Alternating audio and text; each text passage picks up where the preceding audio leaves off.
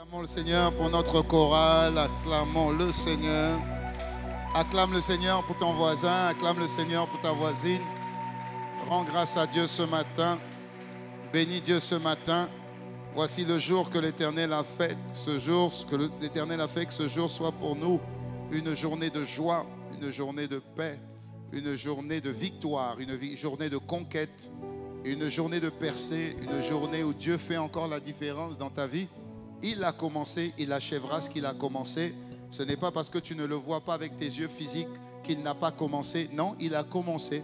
Ce n'est pas parce que tu ne vois pas une plante sortir de la terre que la transformation n'a pas commencé. Si, elle a commencé, tu ne le vois pas, mais c'est à l'intérieur de la terre. Quand tu vois seulement l'embout, quand tu vois le petit embout de la plante sortir, c'est qu'il y a déjà eu transformation à l'intérieur, il y a déjà eu manifestation à l'intérieur. Ce n'est qu'une question de temps pour que tu sois un témoignage pour mon frère, un témoignage pour ma soeur, un témoignage à la gloire de Jésus. Je vois cette vie transformée par l'Esprit. Je vois des témoignages venir à ton sujet. Je vois des grâces arriver sur ta vie. Je le vois, je le vois, je le vois. Voilà pourquoi mon frère acclame déjà, ma soeur acclame déjà. Je vois le règne de Dieu manifeste, manifeste, manifeste, manifeste, manifeste, manifeste. Dis-moi Amen. Dis-moi Amen. Quand Jésus commence son ministère, je suis en train de vous souhaiter la bienvenue dans l'esprit. Quand Jésus commence son ministère, il dit, repentez-vous. Pourquoi? Parce que le royaume des cieux est arrivé. Et quand Jésus parle de repentance, la repentance de Jésus, ce n'est pas la repentance de Jean-Baptiste. Jean-Baptiste prêchait la repentance. Il prêchait la repentance, ça veut dire le pardon pour nos péchés. Le pardon pour nos péchés. Mais quand Jésus vient prêcher la même repentance, il ne parle pas du pardon pour les péchés. Jésus vient prêcher le changement de mentalité. Dis à ton voisin, un changement de mentalité. Ça veut dire avoir un mindset différent, un système de pensée totalement différent. Un système de pensée totalement différent. Descartes disait, tu connais ce que dit Descartes, cogito ergo sum, ça veut dire ce que je pense, c'est ce que je suis. Amen. Ce que je pense, c'est ce que je suis. En fait, Jésus est venu donner aussi son cogito, ergo sum, qui veut simplement dire changer votre manière de penser. Pensez comme moi, ne pensez plus comme le monde vous a appris à penser. Romains 12, verset 2, la Bible dit, mais ne vous conformez pas au siècle présent. N'adoptez pas les mêmes habitudes de ce monde. Ne vous conformez pas comme les gens de ce monde se comportent. N'ayez pas les mêmes attitudes. N'ayez pas les mêmes pensées. Alléluia. N'ayez pas les mêmes pensées. Mais laissez-vous transformer par le renouvellement de votre intelligence. Il faut que votre intelligence soit renouvelée. Pourquoi? Parce que le monde a changé. Parce que dans le monde maintenant, il y a une possibilité de vivre différemment.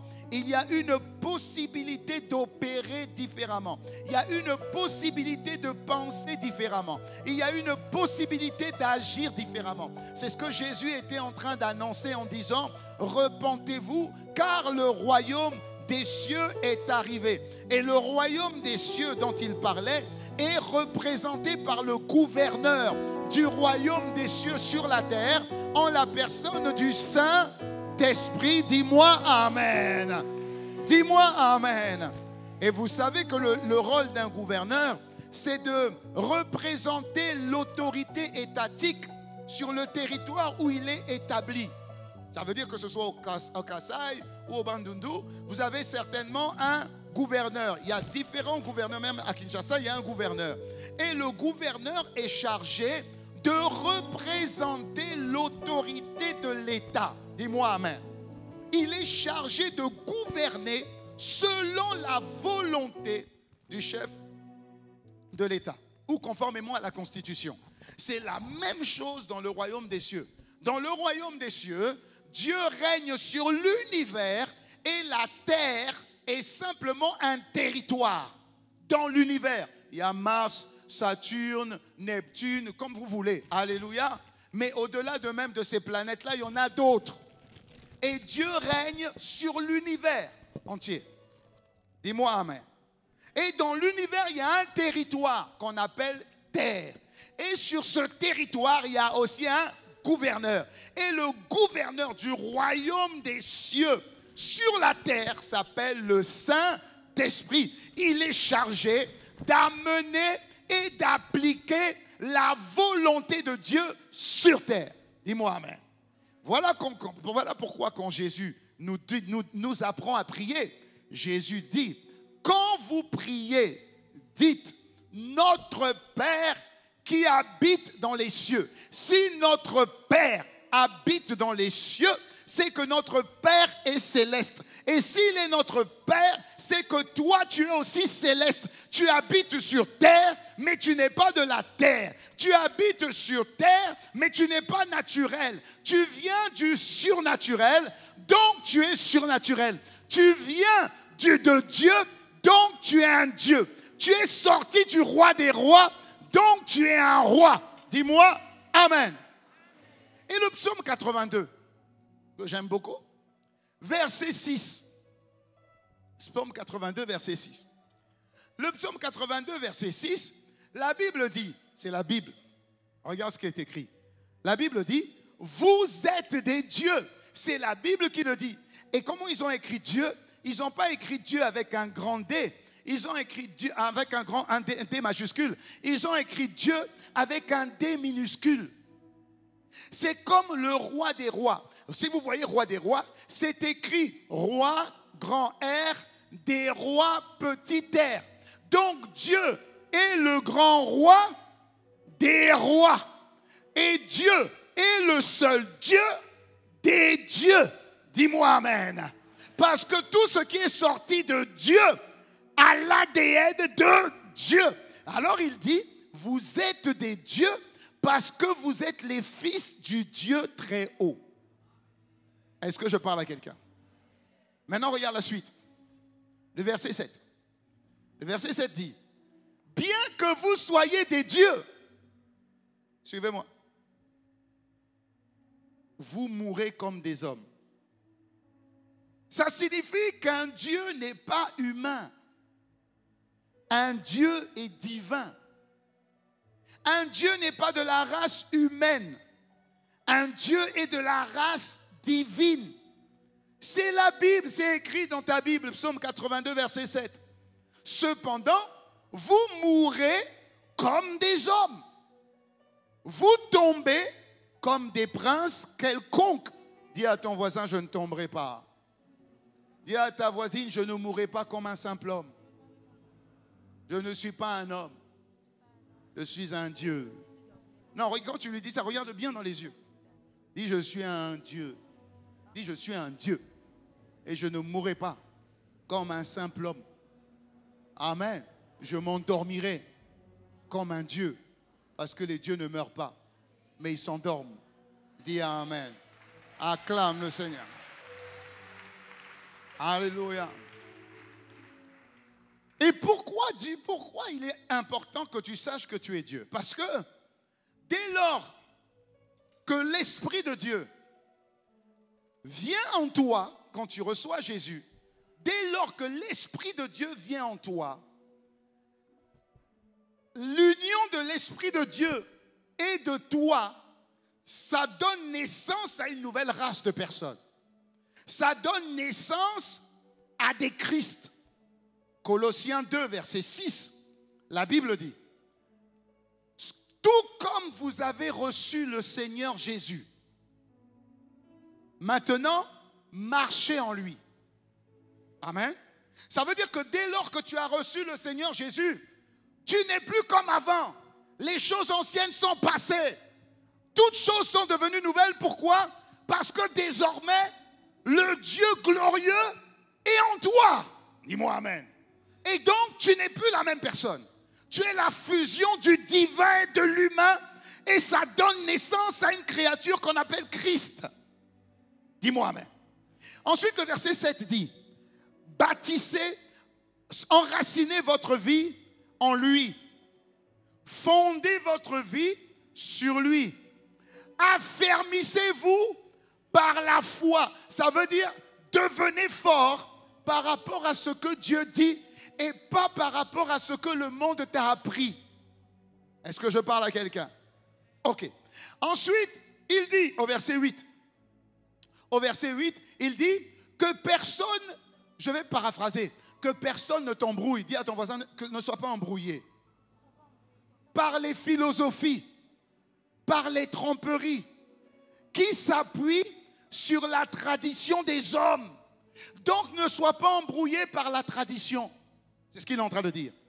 Ne sois pas embrouillé par les rudiments du monde, mais appuie-toi sur Christ.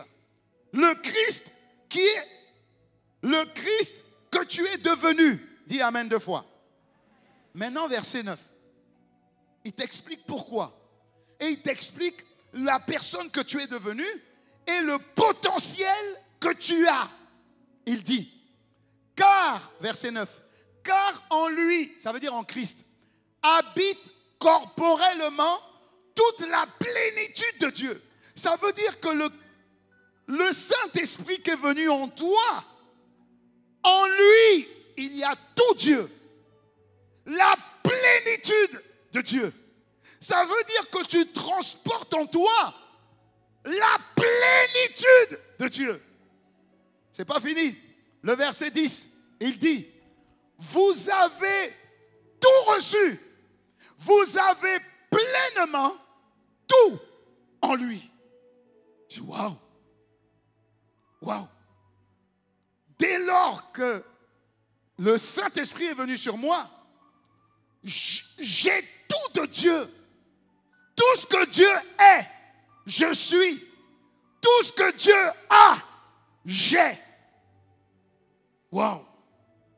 Il dit, vous avez tout pleinement en lui. Lui, c'est qui? Lui, il est le chef de toute domination et de toute autorité. Waouh! Ça veut dire que j'ai tout le pouvoir d'un gouverneur. Oui, pas n'importe quel gouverneur. Le gouverneur du royaume des cieux. Oui. Celui qui représente Dieu. Oui. C'est tellement vrai que ma raison a du mal à saisir qu'une simple personne comme moi, qu'une simple personne comme toi, soit égale à Dieu. Tout ce qui nous diffère de Dieu, c'est que nous avons une partie de nous qui soit humaine. Parce que Dieu est pleinement Dieu. Et nous, on est le mélange d'un Dieu et de l'humain. Ça fait de nous des demi-dieux. Mais on est Dieu quand même. C'est toute la différence. Et ça, les chrétiens, on a du mal à le comprendre. Voilà pourquoi Paul, qui a compris ça, Paul dit, il y a un mystère qui est caché depuis l'Ancien Testament, caché de tous les temps, mais révélé seulement à quelques-uns. Quel est ce mystère? Christ en nous, l'espérance de la gloire. Oh, dis Amen. En fait, en réalité, même si tu n'as pas compris, acclame seulement. Parce que par l'acclamation, tu vas comprendre. Dis Amen. La Bible dit par la foi comprend. Donc par la foi comprend seulement. Dis-moi Amen. Et je suis en train de te parler depuis quelques semaines. Je suis en train de te parler de cette dimension de Dieu dans l'homme. Parce que c'est ce qui fait que le diable te cherche. Parce que le diable ne peut pas concevoir qu'un homme abrite Dieu. Il ne peut pas concevoir ça. Ce n'est pas possible. C'est pas possible. Il ne peut pas concevoir ça. Comment le Dieu puissant que Satan a servi en la personne de Lucifer peut habiter dans un corps fait de poussière? Ce n'est pas possible. Lucifer connaît Dieu. Lucifer connaît la gloire de Dieu. Lucifer a travaillé auprès de Dieu. Lucifer a été créé par Dieu. Et si Lucifer a été créé par Dieu, il faut voir avec quel matériau Dieu a créé Lucifer. Dieu a créé Lucifer avec des pierres précieuses ou des éléments précieux qu'on ne trouve même pas dans le monde. Voilà pourquoi on appelle Lucifer l'astre brillant. Parce qu'en lui tout brille. Lucifer, je parle de Lucifer, je ne parle pas de Satan. Lucifer est magnifique. Magnifique. D'une beauté extrême. C'est quand il est devenu Satan qu'il a été défiguré par sa nature de péché. Mais Lucifer est un astre brillant. Alléluia. Lucifer, ce n'est pas la personne qui a des cornes, qui est rouge, qui a une queue. Pas du tout. Lucifer peut s'incarner en un beau jeune homme mignon, garçon, magnifique. Et quand tu te maries, tu te rends compte que c'est un vrai Satan à l'intérieur. Lucifer ne va pas se présenter à toi en sachant que juste son apparence va te faire fuir. Voyons. Mais il ne comprend pas comment Dieu, le Dieu glorieux, 1 milliard de fois saint, le Dieu devant lequel les 24 vieillards et les 4 êtres vivants se prosternent et proclament sa sainteté. Le Dieu que personne ne peut regarder en face, tellement son regard est brillant de sainteté. Le Dieu qui ne supporte aucune ombre de péché, parce qu'en lui tout est saint. Il ne comprend pas comment le Dieu là a pu habiter dans un vase fait de terre. Il ne comprend pas. Il ne comprend pas. Il ne comprend pas. Et ce qui est terrible, c'est que ceux qui abritent Dieu ne le comprennent pas non plus. Et donc, ce sont des dieux, mais qui meurent comme des simples hommes. Ce sont des rois, dans d'autres versions. On dit ce sont comme des rois, mais qui marchent à terre. Dominés par ceux que ces rois étaient censés dominer. Alors, si Dieu habite en moi là, parce que j'ai reçu le Seigneur, il habite en moi, et que je ne connais pas le Dieu qui habite en moi, le Christ qui habite en moi, ça va faire que je suis Dieu de titre, mais que je suis pauvre et esclave dans la réalité. Je suis un Dieu qui s'ignore. Je suis un prince qui se néglige. Je suis un multi billionnaire qui vit comme un pauvre rat d'église. Mais au nom de Jésus, même les rats d'une bonne église sont riches. Alors, le titre du message, c'est Christ, qui est-il? Le fameux Christ qui habite en moi, là, qui est-il? Parce que si je ne connais pas Christ qui habite en moi, alors je ne lui donnerai pas accès à toute ma vie. Parce que si Christ habite en moi, selon qu'il est écrit dans le livre de Jean 14, verset 16, « Et moi, dit Jésus, je vais prier le Père, il vous donnera un autre consolateur, afin qu'il demeure éternellement avec vous, l'Esprit de vérité, le Saint-Esprit. Il demeurera avec vous et il sera en vous. Il va demeurer avec vous et il sera en vous. D'accord. Si le Saint-Esprit est en moi et que je ne le connais pas, je suis en train d'abriter quelqu'un que je ne connais pas. Dites-moi amen. Ok. Si vous abritez quelqu'un que vous ne connaissez pas, est-ce que vous lui donnerez accès à toutes les pièces de votre maison? Non.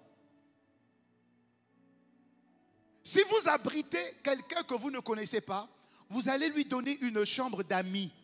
Vous n'allez pas amener cette personne dans la chambre de vos enfants. Dites-moi amen. Vous lui donnerez la chambre d'amis. Et si vous avez un studio à l'extérieur de votre maison, vous lui donnerez le studio à l'extérieur de la maison. Vous n'allez jamais lui permettre de demeurer au salon. Vous n'allez jamais lui permettre d'ouvrir le frigo. Vous n'allez jamais lui permettre de rentrer dans les parties privées de votre maison. Vous n'allez pas lui permettre de rentrer dans la chambre de vos enfants. Et vous n'allez pas lui permettre de rentrer dans votre chambre. Dites-moi amen. Alors que le Saint-Esprit qui est en vous veut occuper toutes les pièces de votre maison. Voilà pourquoi on n'arrive pas à expérimenter la dimension de Dieu. Parce qu'on n'est pas suffisamment intime avec lui.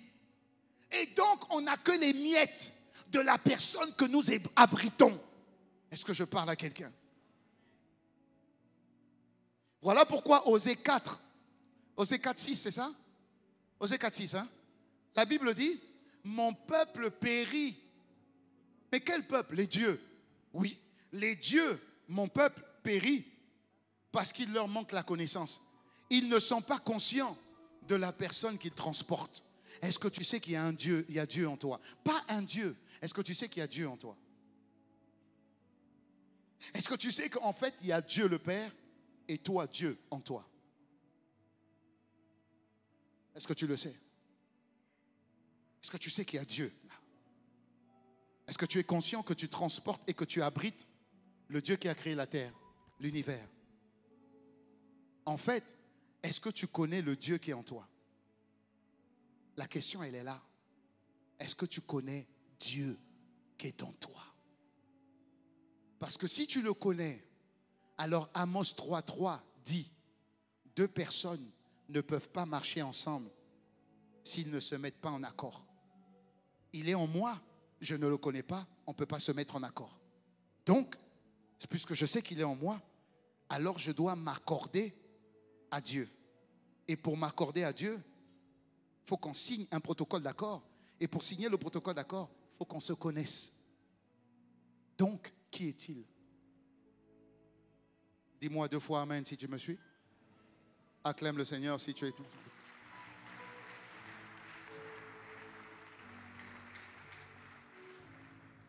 Alors, avant de signer le protocole d'accord, qui est Dieu? Qui est le Saint-Esprit? J'ai dit premièrement que le Saint-Esprit est Dieu. Dis avec moi, le Saint-Esprit est Dieu. Oui, le Saint-Esprit est Dieu. Il est Dieu. Il est Dieu. Parce que la Bible dit dans Matthieu 28, verset 19, la Bible dit, allez et faites de toutes les nations des disciples, en les baptisant au nom du Père, au nom du Fils et au nom du Saint-Esprit. Ça veut dire que Jésus place au même niveau Dieu le Père, Dieu le Fils et Dieu le Saint-Esprit. Baptisez-les au nom du Père, au nom du Fils et au nom du Saint-Esprit. Ça veut dire que Dieu le Père, Dieu le Fils et Dieu le Saint-Esprit sont pareils. S'ils sont pareils, ça veut dire que Dieu est Dieu, Dieu le Fils est Dieu et Dieu le Saint-Esprit est Dieu. Il n'y a pas de numéro 1, numéro 2, numéro 3. La semaine dernière, vous avez vu, j'ai pris l'exemple d'une orange ou d'une mandarine. La peau de la mandarine est la mandarine. Les tranches de la mandarine, c'est la mandarine. Et les pépins de la mandarine, c'est la mandarine. Donc la peau est la mandarine, la chair est la mandarine, les pépins, c'est la mandarine. Les 3, c'est la mandarine. Dieu le Père est Dieu, Dieu le Fils est Dieu, Dieu le Saint-Esprit est Dieu. C'est comme le soleil. On ressent la chaleur du soleil, c'est le soleil. Les rayons du soleil, c'est le soleil. Alléluia. Quand on touche le soleil que l'on voit, c'est le soleil. Donc tu as la chaleur, tu as les rayons et tu as l'élément soleil. C'est le soleil. C'est comme l'eau. Tu as l'eau que je bois, c'est l'eau. Le glaçon, c'est l'eau. La vapeur, c'est l'eau.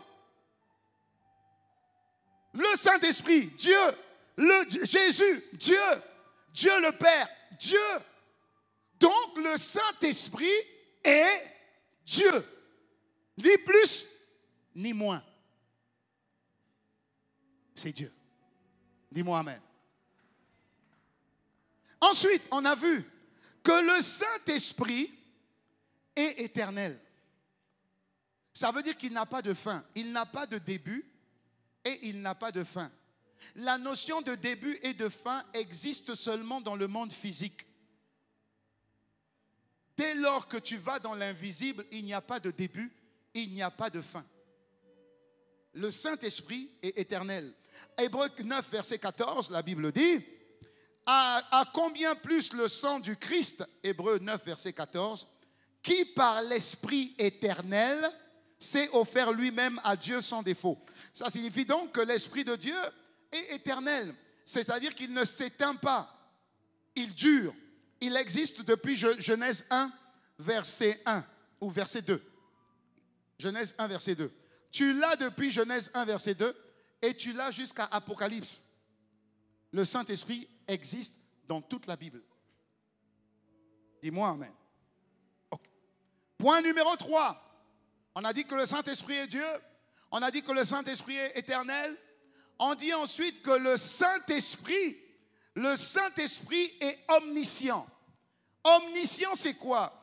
L'omniscience, ça veut dire que le Saint-Esprit sait toutes choses, connaît toutes choses. 1 Jean 3, verset 20.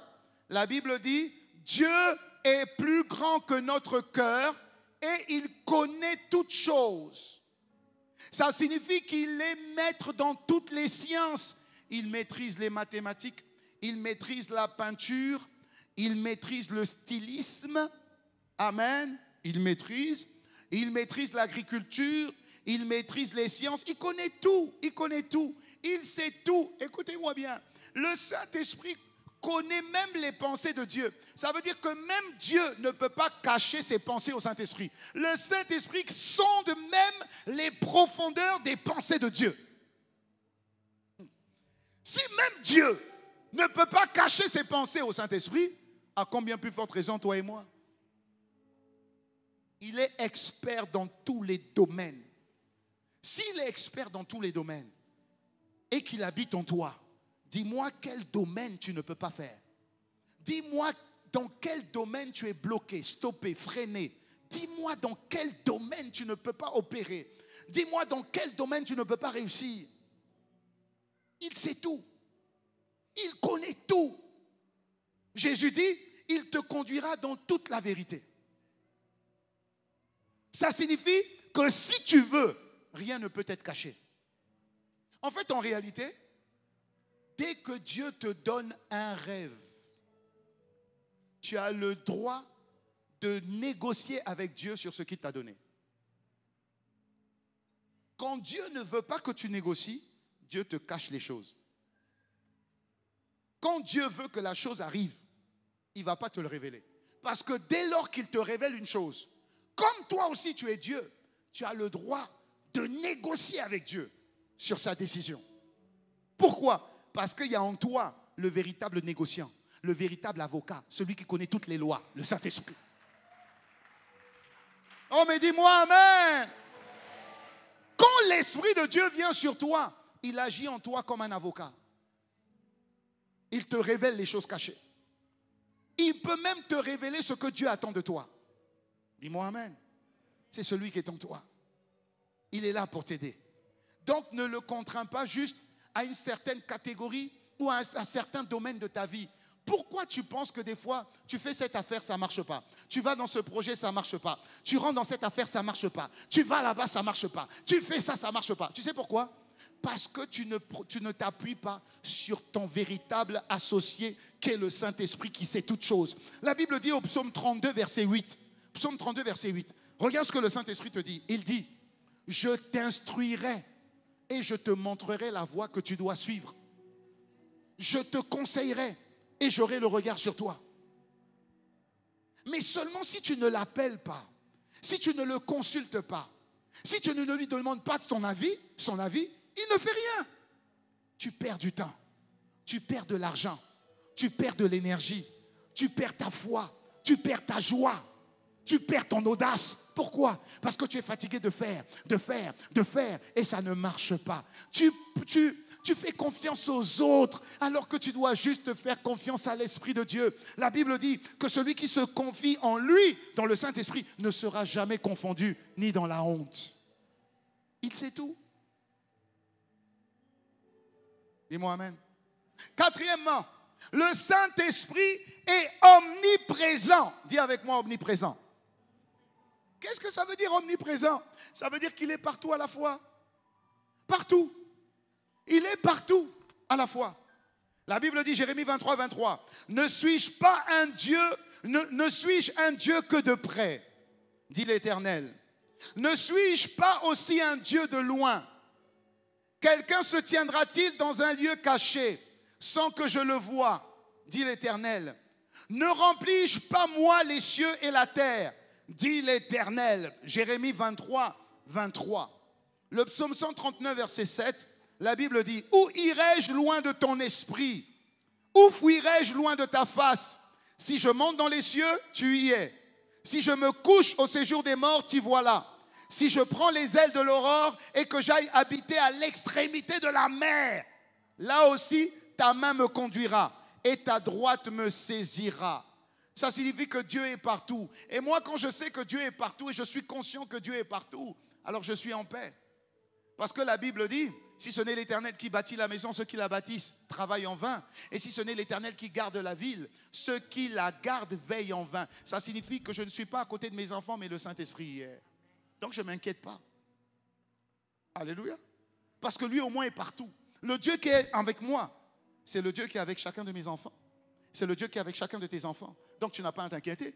Puisque de toute manière, ce n'est pas la nourrice, ce n'est pas la femme de ménage qui peut garder tes enfants. Tu la prends et dort chez toi. Et puis tu dis, bon, garde mon fils, garde ma fille. Hein? Ok, moi je vais à l'église. Tu sais qu'il peut quand même arriver quelque chose. Au nom de Jésus, il n'arrivera rien. Mais ce n'est pas elle qui garde, ce n'est pas l'homme qui garde. C'est Dieu qui garde, c'est Dieu qui veille.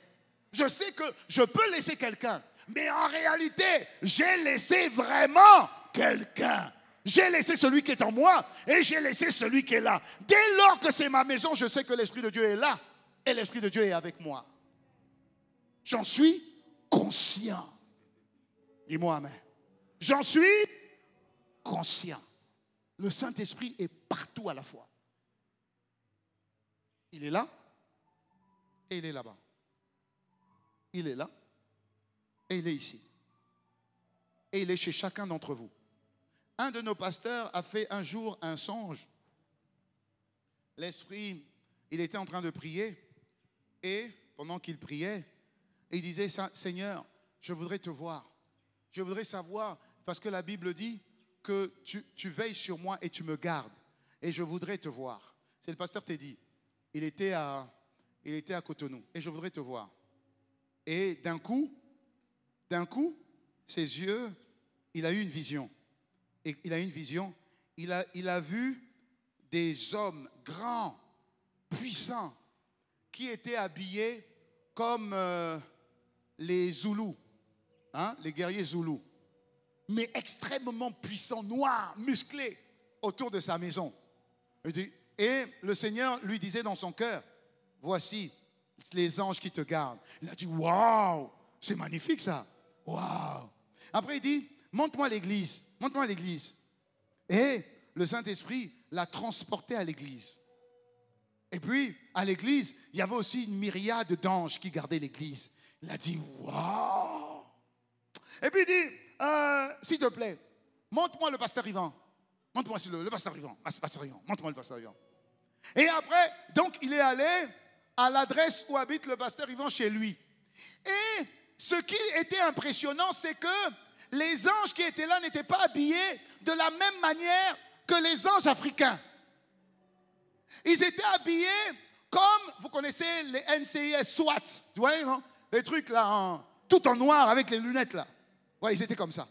Et il dit, mais ils n'avaient pas la même forme que les miens. Ceux-là, c'était comme des géants. Il dit, waouh. Après, il dit, mais montre-moi Pasteur Yves. Alors, il va maintenant à Brazza. Et il voit les anges tout aussi puissants, mais pas habillés pareil. Habillés comme les gens de Shaka Zulu, là, mais beaucoup plus imposants que les anges qui le gardaient lui. Alléluia. Et quand on entendait tout ce témoignage, chacun voulait dire, et moi, tu ne peux pas regarder ça? Est-ce que je me parle à quelqu'un? Que Dieu t'ouvre les yeux au nom de Jésus. Acclame le Seigneur, que Dieu t'ouvre les yeux au nom de Jésus.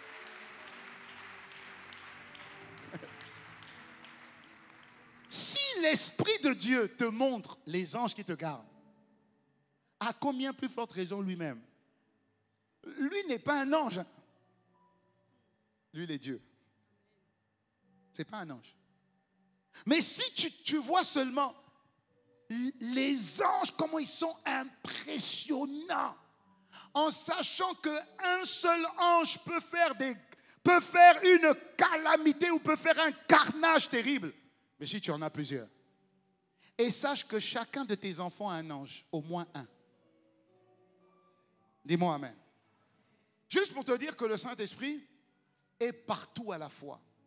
Et s'il est partout à la fois, et s'il est avec toi, c'est que comme il est Dieu, Dieu ne se déplace jamais seul. Comme le président, comme un gouverneur, il ne se déplace jamais seul. Donc il y a toujours l'ange Michael ou Gabriel et les myriades d'anges autour.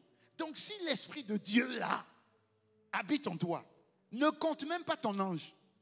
Juste la cavalerie des cieux qui accompagne l'Esprit de Dieu qui habite en toi.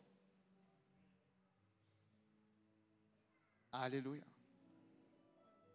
Que quelqu'un fasse cette prière. Esprit de peur, esprit d'inquiétude, tu m'as trompé depuis trop longtemps. Je dis avec calme, mais avec beaucoup d'autorité, disparaît de ma vie, disparaît de ma conscience. Je prie que ma conscience soit empreinte de la présence du Saint-Esprit partout avec moi, au nom de Jésus. Amen. Gloire à Dieu. Alléluia. 5e point. Le Saint-Esprit est omnipotent. Ça veut dire que le Saint-Esprit est tout puissant. Ou encore, que le Saint-Esprit est tout suffisant. Qu'est-ce que ça veut dire? Qu'est-ce que ça veut dire tout suffisant? Qu'est-ce que ça veut dire tout puissant? Ça veut dire qu'il se suffit à lui-même. Ça veut dire qu'il n'a pas besoin d'une aide extérieure. Est-ce que je parle à quelqu'un? Ça veut dire qu'il n'a pas besoin d'un appui externe. En lui, il y a tout. Il est l'alpha, il est l'oméga. Il est le commencement, il est la fin. Il est le début, il est l'arrivée. Il est la semence, il est le fruit. Il est tout en lui-même, il est tout. Et donc, comme le Saint-Esprit est tout suffisant, ça veut dire que tu n'as pas besoin de quelque chose d'autre et tu n'as surtout pas besoin de quelqu'un d'autre. À lui seul, il produit, il est le vouloir et il est le faire. Est-ce que je parle à quelqu'un? Ok, 2 exemples. Il va parler à Marie. Il dit à Marie, Marie est vierge, elle n'a jamais connu d'homme. Et il dit à Marie, Marie, tu vas être enceinte. Mais comment une femme qui n'a jamais connu d'homme peut être enceinte? Il dit, tu vas être enceinte. Et l'enfant qui viendra de toi sera appelé Jésus. Mais Marie dit, mais Seigneur, je ne connais pas d'homme, je ne suis pas mariée, donc je vais être enceinte comment? Regardez ce que Dieu dit. Dieu dit dans Luc 1, verset 35. L'ange lui répondit, le Saint-Esprit qui est omnipotent, tout suffisant, le Saint-Esprit viendra sur toi et la puissance du Très-Haut te couvrira de son ombre. Cette puissance viendra sur toi. C'est pourquoi le Saint-Enfant qui naîtra de toi sera appelé Fils de Dieu. Ça veut dire que dans le Saint-Esprit, il y a des enfants. Et dans le Saint-Esprit, il y a le sperma de Dieu. Watch out. Dans le Saint-Esprit, il y a le sperma de Dieu. Ça veut dire que la parole de Dieu est la semence de Dieu. Ok. La Bible dit, il envoya sa parole. Et sa parole les guérit. N'est-ce pas? Ok. Mais la Bible dit que cette parole-là est esprit et cette parole donne la vie. Donc, l'Esprit de Dieu,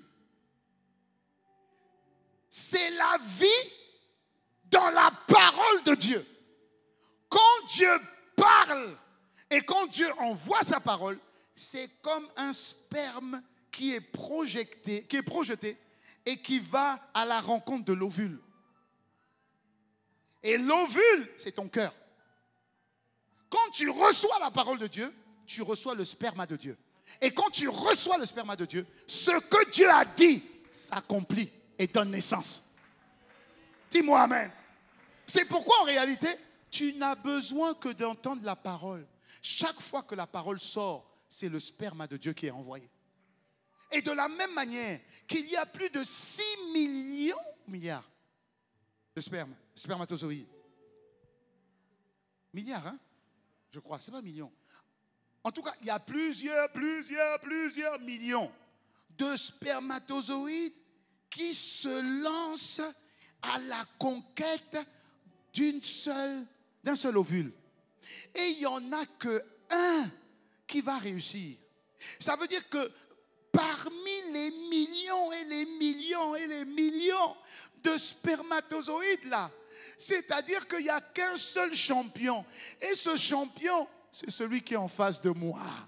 Ça veut dire que tu as vaincu plusieurs millions de personnes pour arriver là où tu es là. Donc la parole de Dieu, la Bible dit, il envoie sa parole. Je parle pendant 1 heure.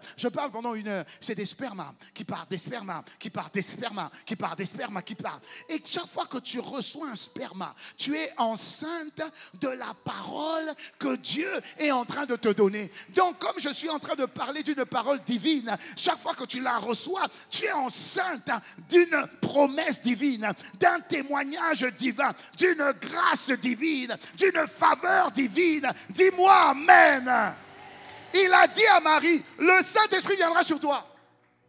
Est-ce que tu penses qu'un soir, pendant que Marie dormait, qu'elle a vraiment senti le Saint-Esprit venir sur elle? Pas forcément. Elle a seulement dit qu'il en soit fait selon ta parole. C'est fini. Elle était enceinte. Est-ce que je parle à quelqu'un? La parole de Dieu et le sperma de Dieu.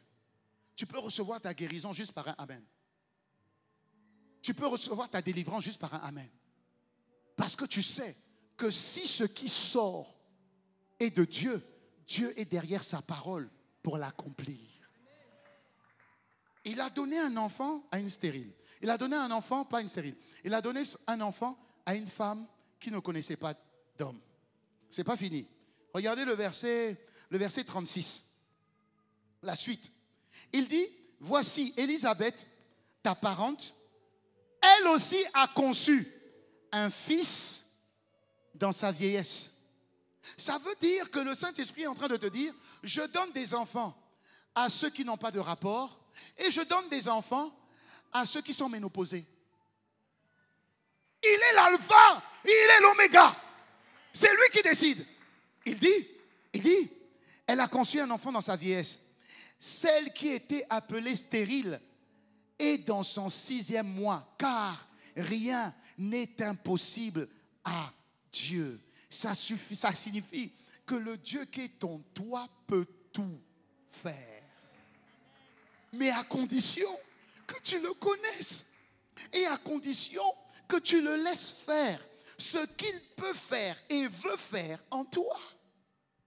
Il ne peut pas faire si tu ne lui donnes pas l'autorisation de faire.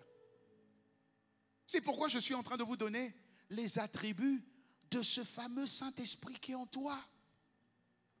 Il est éternel. Il est Dieu. Il est omniprésent. Il est omniscient. Il est omnipotent. Waouh. Point 6. Le Saint-Esprit est une personne. C'est une personne.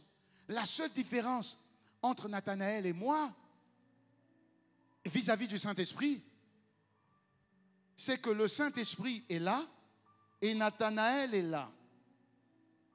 La seule différence, c'est que Nathanaël, je le touche par mes sens et le Saint-Esprit, je le touche par la foi. Sinon, les deux sont une personne. Mets ta main sur ton voisin. Tu vois? Si tu permets à ton voisin de te toucher la main, mets la main sur ton voisin. Il y en a qui disent, mais... Ok. Tu peux fermer les yeux. Est-ce que tu sens ton voisin? Il est là? T'en es sûr? Certain. Mais tu ne le vois pas. Oui, mais pasteur, je le touche. Alléluia. Ou je sens son parfum. Ou j'entends sa voix. Alléluia. Ça signifie que la personne physique que tu es en train de toucher, tu sais qu'elle est là à cause de tes 5 sens. Ce que tu vois, ce que tu sens, ce qu'elle dit, ou le goût, ce que tu entends et ce que tu touches. Parce que ces 5 sens te permettent de dire que cette personne est physique. Alléluia. Très bien. Ok, très bien. Amen. Acclame le Seigneur pour la personne qui est là. Très bien. Ok.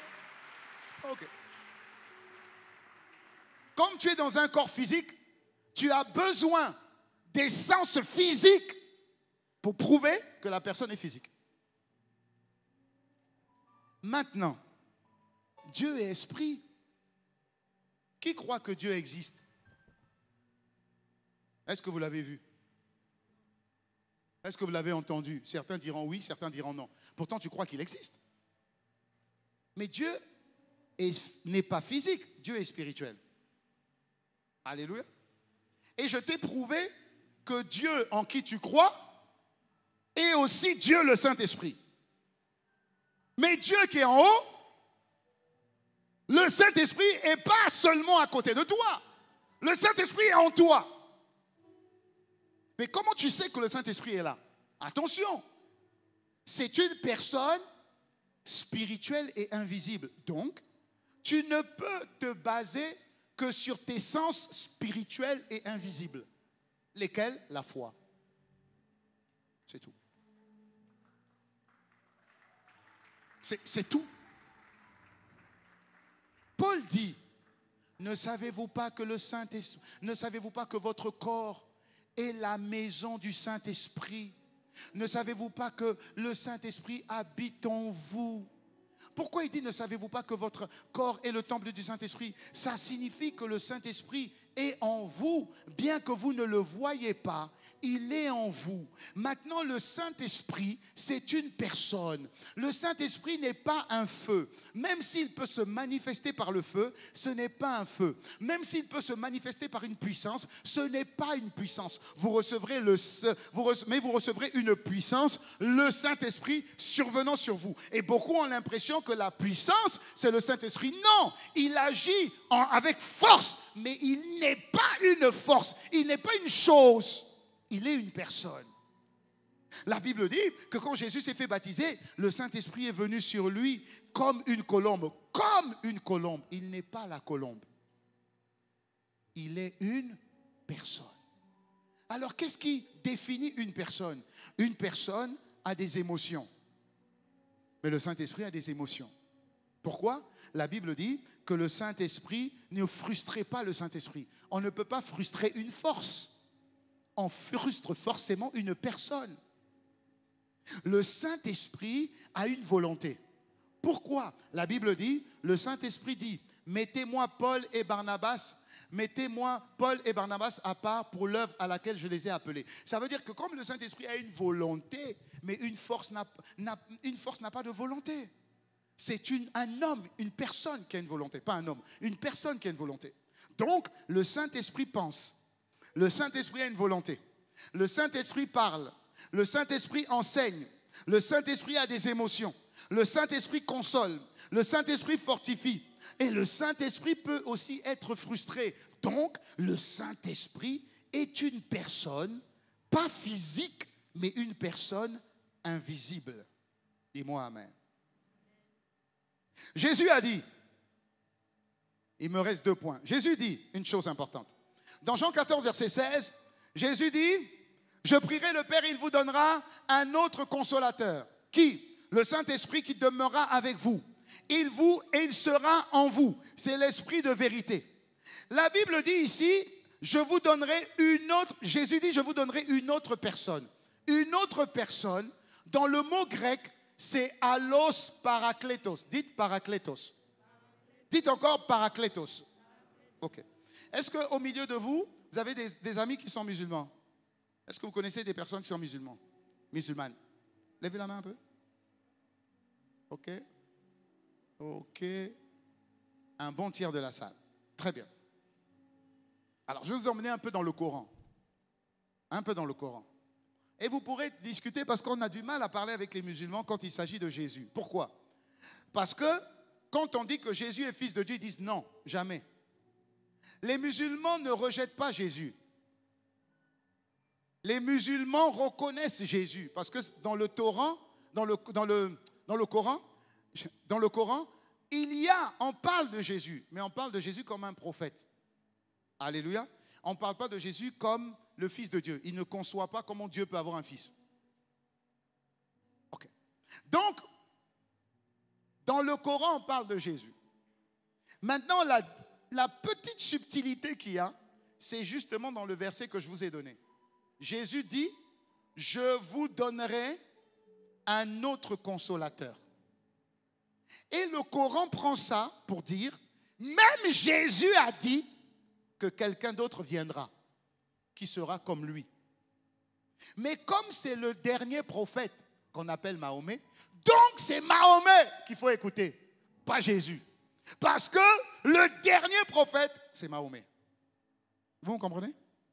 Alors que Jésus dit, je vais vous donner un autre moi.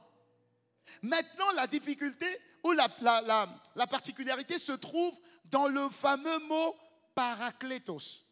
Parce que je vais vous donner un autre moi, c'est allos paraklétos. Maintenant, regardez. Dans le Coran, la sourate 61.6. Sourate. Et dites amen, non? Voilà. Vous allez pouvoir parler aux musulmans. Tu dis, sors-moi la sourate 61.6. Lis. La sourate 61.6. On est en train de parler de la prophétie sur la venue de Mahomet. Dis avec moi Mahomet. Dis Mahomet. Et le prophète là, en réalité dans la sourate, est appelé Ahmad. Ahmad est en fait une déclinaison de Mahomet. Donc la sourate 61.6, les musulmans disent qu'on est en train de parler de Ahmad. Donc la personne qui viendra après Jésus, c'est Ahmad. Ahmad Mahomet. Donc c'est Mahomet le dernier prophète.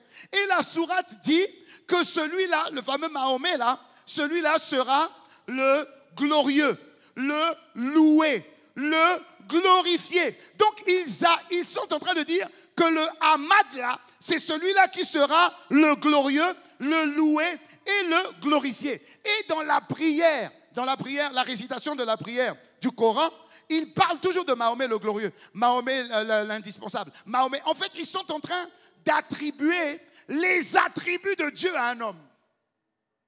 Alléluia. En fait, le paraklétos dont parle la Bible, les musulmans ont compris paraklétos. Paraklétos, ce n'est pas paraklétos. Ils ont confondu paraklétos quand Jésus disait une autre personne comme moi viendra. Et donc, ils ont mis paraklétos au lieu de paraklétos. Parce que le mot paraklétos vient du grec. La Bible a été écrite en araméen et en grec. Alléluia. A été écrite en grec. Et donc, la version grecque de ce verset-là confirme paraklétos, qui veut dire une autre personne du même genre que moi. Mais Jésus était en train de parler du Saint-Esprit. Or, les musulmans, ils ont dit un autre prophète, le dernier, le véritable. Et donc, la déclinaison, c'est juste dans le paraklétos. Et non paraklétos. Parce qu'un homme ne peut pas être glorieux. Est-ce que je parle à quelqu'un? Jésus n'était pas en train de parler de lui. Jésus était en train de parler du Christ qui était venu en lui. C'est lui qui était appelé à le glorifier. Donc Jésus parlait de Dieu. Jésus ne parlait pas de lui. Jésus parlait de la dimension de Christ sur lui. Jésus ne parlait pas d'un simple prophète. Est-ce que je parle à quelqu'un? Est-ce que je parle à quelqu'un? Donc Mahomet ne peut pas être paraklétos. Ce n'est pas possible. un homme, bien que nous soyons de peu inférieurs à Dieu, on est des hommes. Dieu. Mais le Saint-Esprit est 100% Dieu. Dis-moi amen. Et donc tu pourras aller lire. Hein, de toute façon, le Coran, tu peux lire en français, pas en arabe, c'est peut-être compliqué. Mais tu peux aller lire la sourate 61, verset 6. Et tu peux lire aussi la sourate 7, verset 157. Tu lis ça. Et tu verras qu'on est en train de parler de Ahmad. Et tu vois, on va dire Ahmad. Et quand tu vas dans le détail, on est en train de parler de Parakletos.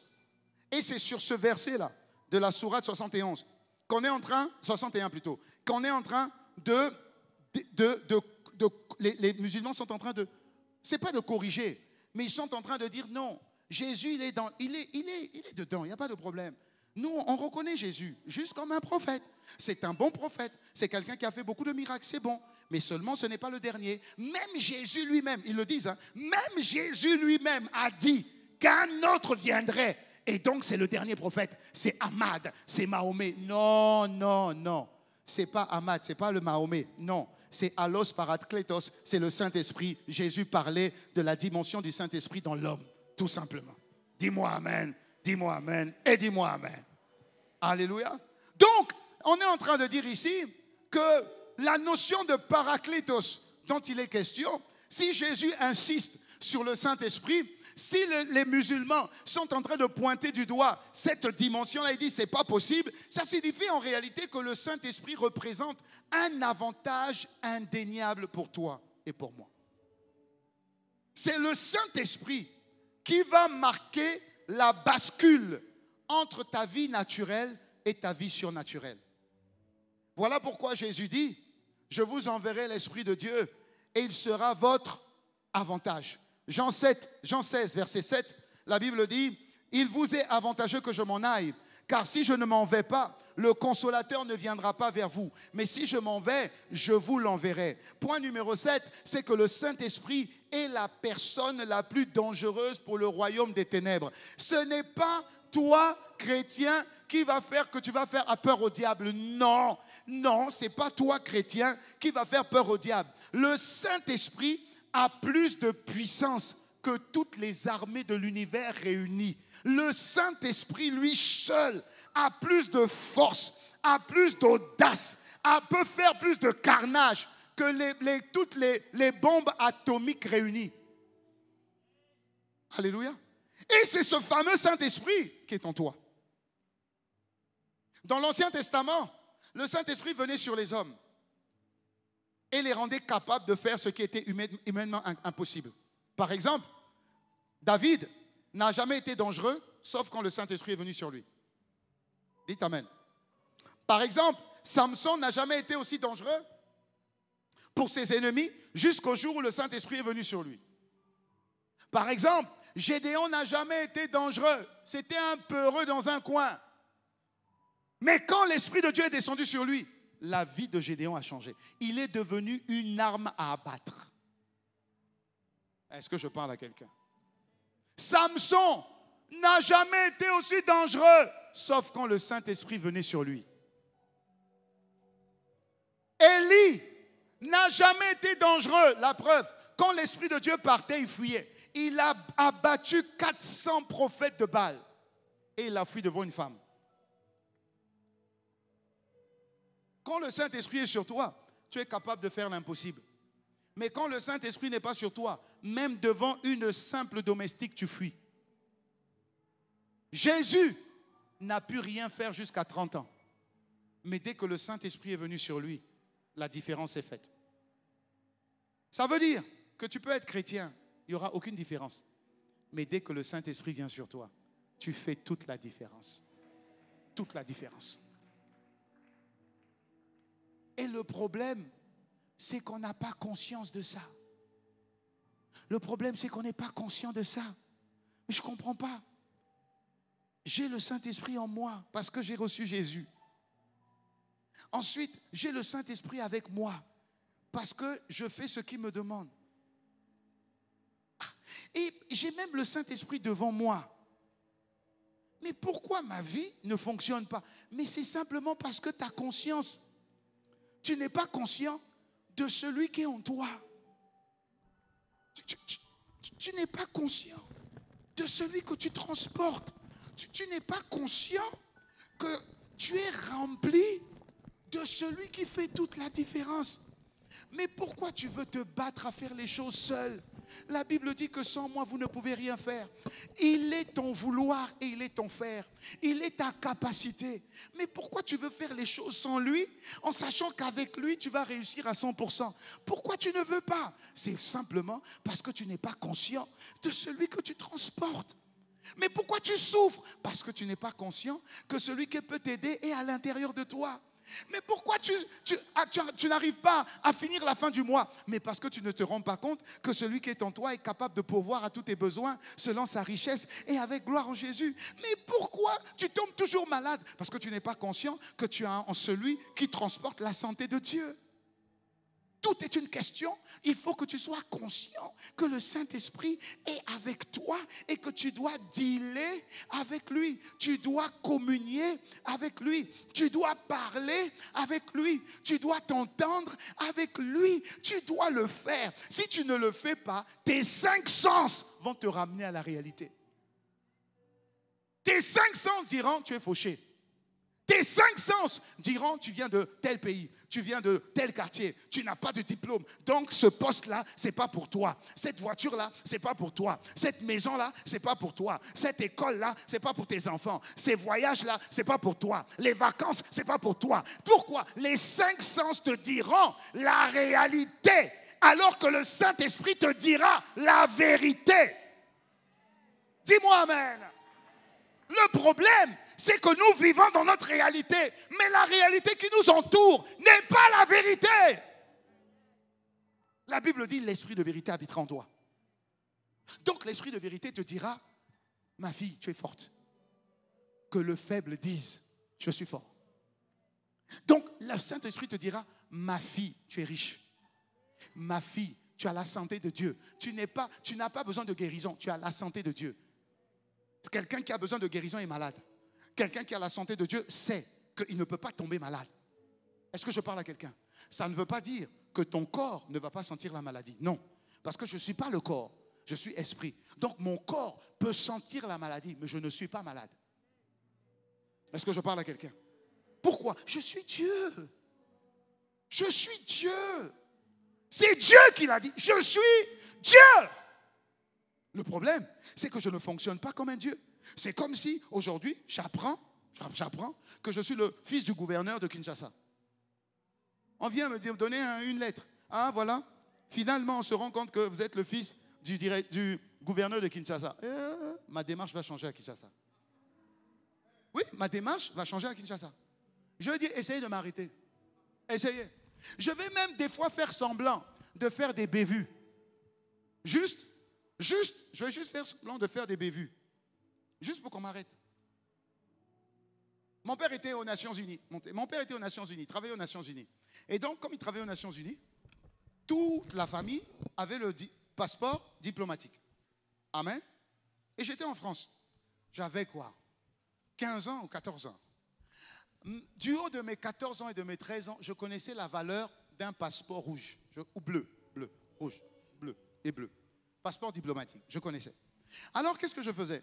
Quand on arrivait, je sortais en dernier. Je faisais semblant de sortir en dernier de l'avion. Vous savez quand il y a la queue, là? Hein? La longue queue. On déteste ça, hein? On a la longue queue. Et donc, comme je savais qu'il y avait la queue, maintenant je passe, et puis, j'ai mon passeport, mais je le cache. Et puis, je passe. Et je sais que les gens qui font la queue, il y a toujours des boudeurs. Ils vont commencer à dire, hey, toi, oh. Puis je m'habillais, voilà. Et puis je viens devant la police des frontières. Et dit, monsieur, vous n'avez pas vu la queue? La queue! Je dis non, excusez-moi, j'ai pas. J'ai dit derrière. Et puis je dis, ah.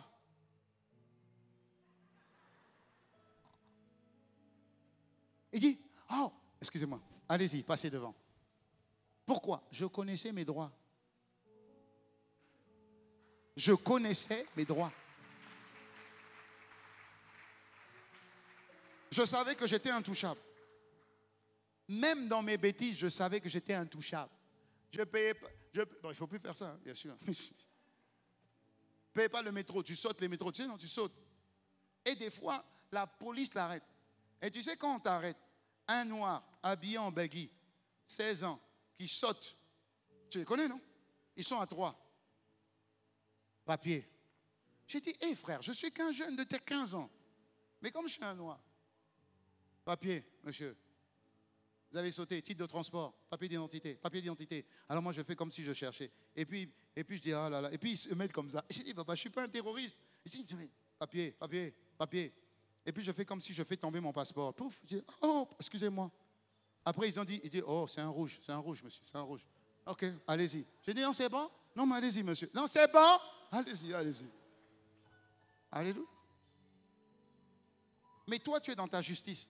Ça veut dire que quand la maladie, les blocages, les freins, tout ça vienne, mais sors ton passeport, papa, sors. Sors. Vous êtes des dieux, cependant, vous mourrez comme des simples hommes. Sors.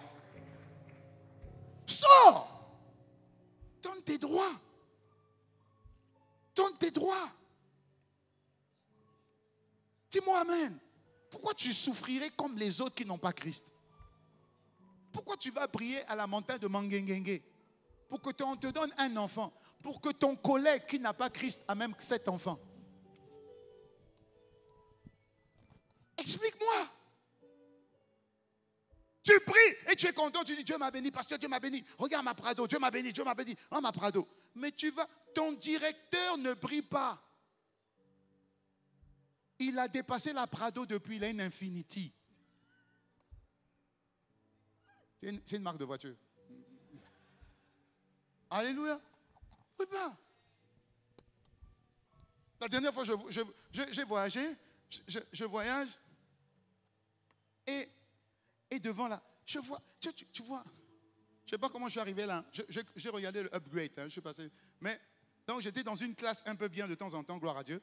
Et puis, j'ai vu Charles Aznavour, hein, tu vois, les fameux grands du monde là, confortablement assis. C'est-à-dire que j'ai dit à Dieu, mais moi je ne comprends pas. Moi je transporte Dieu. Donc je fais asseoir Dieu en classe éco. Ah! Où tu es comme ça. Et puis quand on vient te servir, et puis s'il vous plaît, vous voulez boire quoi? Je dis coca. Même le coca qu'on te donne là, on met des glaçons, on met le citron. Donc le coca qui va venir là, même quand tu fais, t'es fini. Est-ce que tu comprends? Ok, on peut commencer comme ça, humblement. Dis, l'humilité précède la gloire. Ok, mais la gloire doit te faire avancer jusque devant l'avion. Dis Amen. Dis Amen.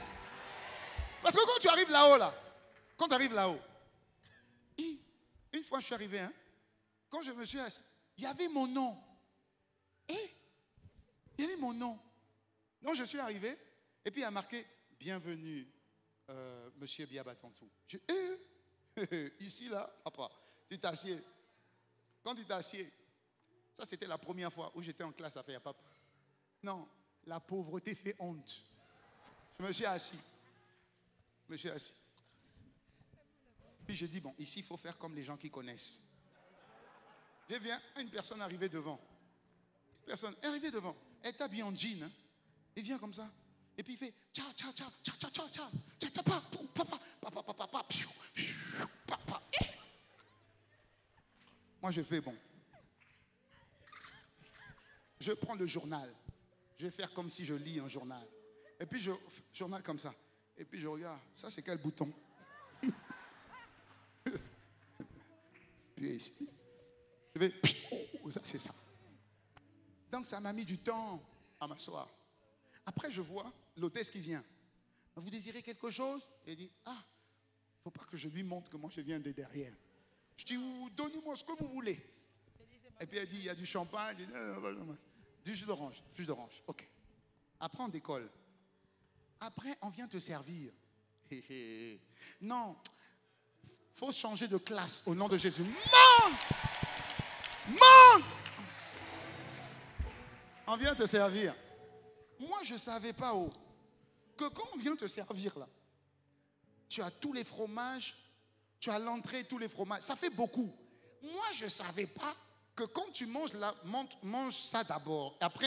Après, on va venir te servir le plat chaud. Papa, ce n'est pas ce qu'on a derrière. Ce qu'on a derrière, poisson, poulet.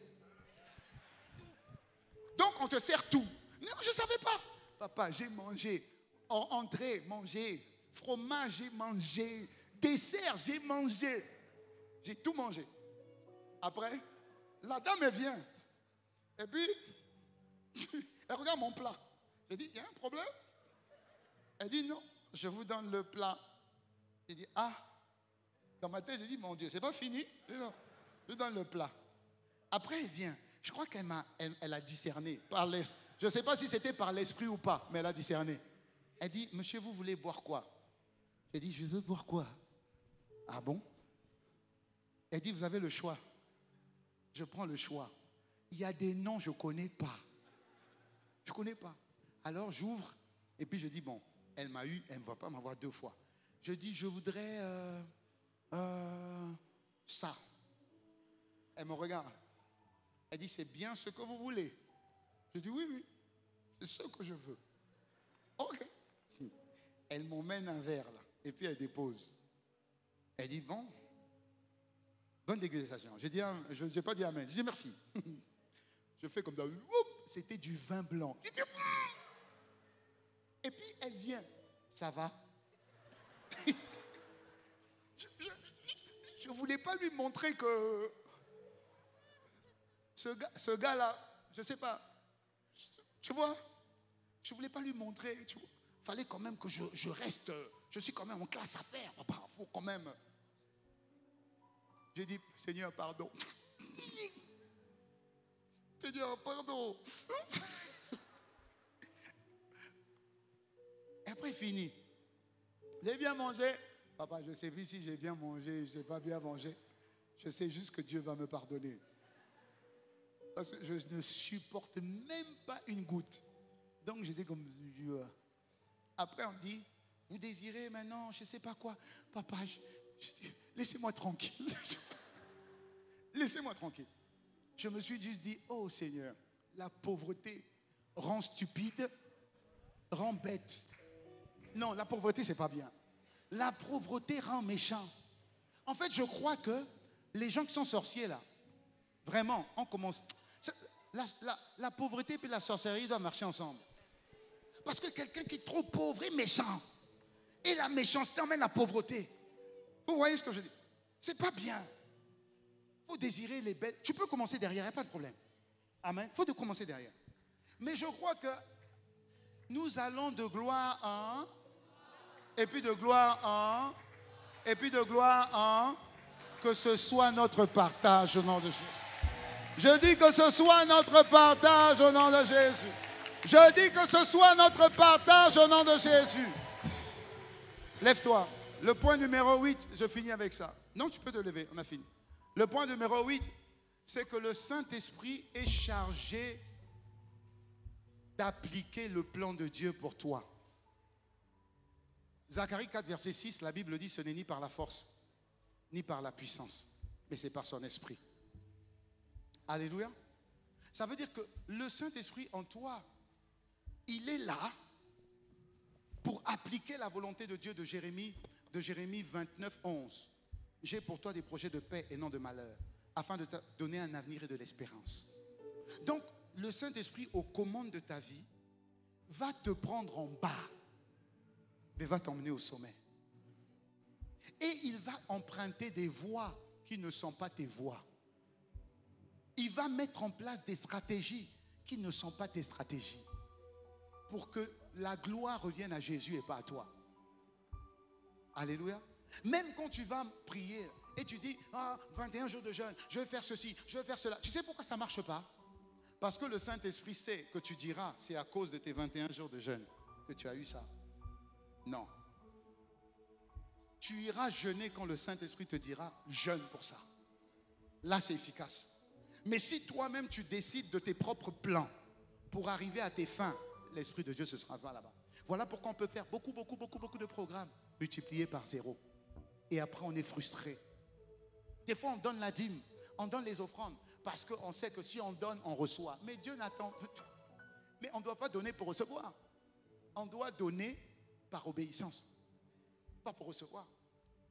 L'obéissance à sa parole vaut mieux que tous les sacrifices. Je parle à quelqu'un. Cette série sur l'Esprit de Dieu, je prie que tu comprennes que la clé de toute ta réussite, c'est le Saint-Esprit. Tu comprends? La clé de tes projets, le Saint-Esprit. La clé de tes plans, le Saint-Esprit. C'est lui qui a la stratégie.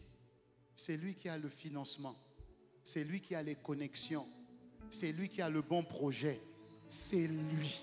C'est lui et c'est lui. Personne d'autre. Personne d'autre. Personne d'autre. Personne d'autre.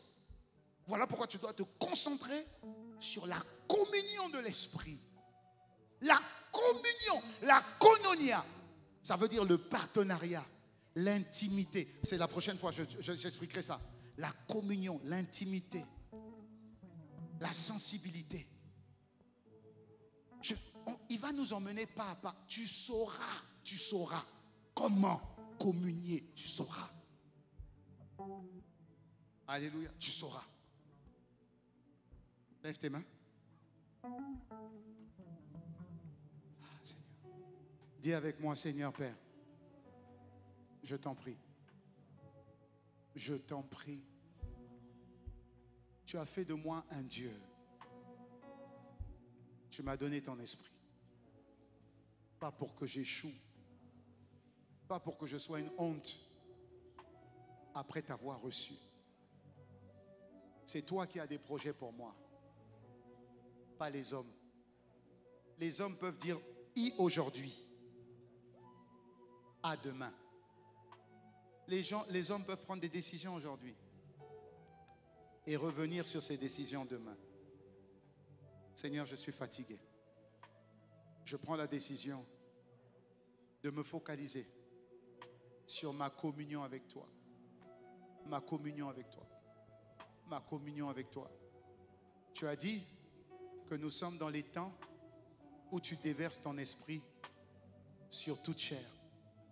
Les jeunes gens, les vieillards, les servantes, tout le monde a droit au glorieux Saint-Esprit. Fais de ma vie une réussite. Je t'en supplie. Je t'en supplie. Je t'en supplie. Esprit de Dieu. Esprit de Dieu, règne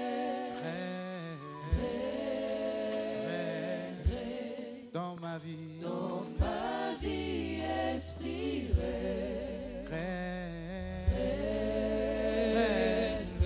Esprit de Dieu. Esprit de Dieu, règne dans ma vie. esprit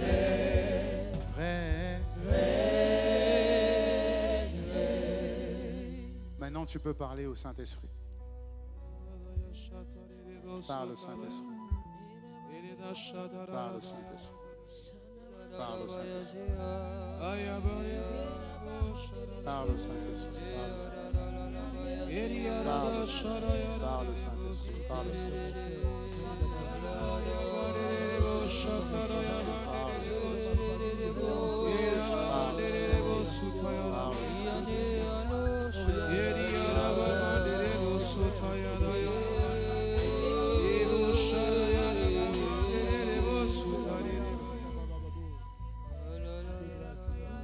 Et pendant que tu es en train de parler au Saint-Esprit, je voudrais donner l'opportunité à quelqu'un de pouvoir recevoir Jésus. Jésus est la porte entre le naturel et le spirituel. Jésus est le pont qui te permet de passer d'un Adam à un Christ. Sans Jésus, il n'y a pas d'Esprit de Dieu. Jésus est le commencement du règne de l'Esprit de Dieu. Alors si tu veux recevoir Jésus ce matin, je te rassure que c'est la plus belle et la plus puissante des décisions que tu peux prendre. Ne regarde ni à gauche et ne regarde ni à droite, tout le monde a la tête baissée. Il s'agit de ta décision et je prie que tu prennes la bonne décision. Si tu veux recevoir Jésus dans ton cœur, mets ta main droite sur ton cœur et lève ta main gauche et tu vas répéter cette prière après moi. Une prière simple, mais c'est une prière de changement, c'est une prière de transformation. Ta vie ne sera plus jamais la même à partir de cette prière. Alors mets ta main droite sur ton cœur si tu veux recevoir Jésus et lève ta main gauche et dis avec moi, l'Église également va t'accompagner dans cette prière. Dis avec moi, Père de grâce, Père de grâce, tu me connais je me connais depuis ma naissance, depuis ma naissance, avant même que je sois manifesté avant même que je sois manifesté dans le cœur de dans le ventre de ma mère. dans le ventre de ma mère. Tu me connaissais. Tu me connaissais.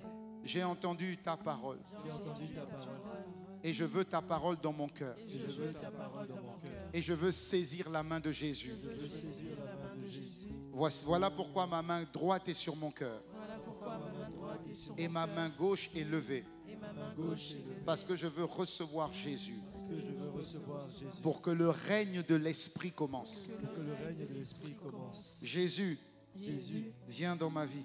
Viens dans ma vie. Sois mon Seigneur Sois mon Seigneur et sois mon Sauveur. et sois mon sauveur. En moi, en moi. en même temps, En même temps, je reçois Je reçois l'habitation, l'habitation, le règne le règne règne de l'Esprit de de Dieu l'Esprit de de Dieu Dieu en moi. en moi. Pendant que je fais cette demande, pendant que je fais cette demande. je suis en train de devenir Je suis chrétien, en train de devenir chrétien, devenir enfant de Dieu. Devenir enfant de Dieu. Le Saint-Esprit Le Saint-Esprit vient en moi, vient en moi. habite en moi. Habite en moi. Je te dis merci Je te dis merci parce que cette simple prière parce que cette simple prière me fait changer de monde. me fait changer de monde. Je deviens une nouvelle personne, Je deviens une nouvelle personne, née d'une nouvelle race. née d'une nouvelle race. Je suis engendré Je suis engendré par la parole de Dieu. par la parole de Dieu. Je suis né Je suis né de nouveau de nouveau. Dieu. Dieu. Merci Seigneur. Merci. Merci Seigneur. Merci pour ton esprit. Merci pour ton esprit. Je ne suis plus la même personne. Je ne suis plus la même personne. Au nom de Jésus le Christ. Au nom de Jésus. Amen. Amen. Amen.